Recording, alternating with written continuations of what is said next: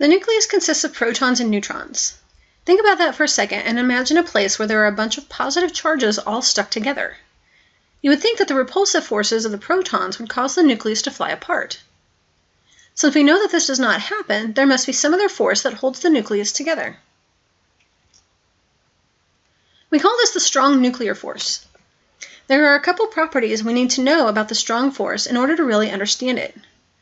One is that it acts at a really short range. Really short range. Such a short range that it only affects the protons in the nucleus. Another thing about the strong force is that it is extremely strong, which sort of leads into the idea that the strong force is felt by all nucleons.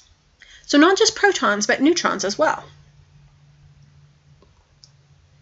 We can graph the number of protons against the number of neutrons in stable atoms in what is known as the chart of the nuclides. In theory, a nucleus could have any combination of protons and neutrons. In reality, however, we find that there is a definite pattern of combinations that are stable.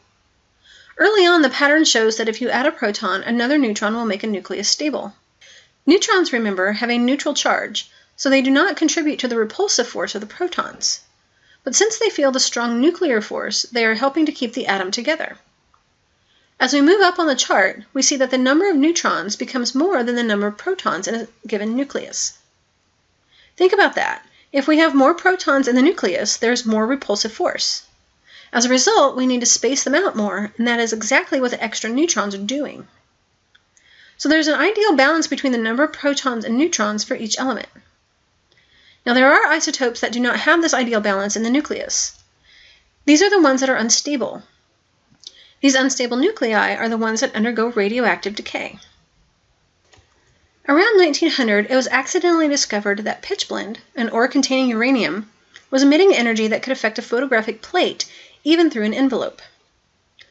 What was surprising was that the energy was being emitted at a constant rate even when no energy was being supplied to the substance, which of course threw a wrench into that whole conservation of energy idea. The emission of these rays became known as nuclear radioactivity. It wasn't long before 3 different types of radiation were discovered. If we put a radioactive source into a lead box and only let out a tiny stream at a time, we can send this stream of radiation through a magnetic field. One stream of radiation was barely affected by the magnetic field, as it curved just a little bit off to the side. This stream was dubbed alpha radiation. Another stream was not affected by the magnetic field at all and went straight through.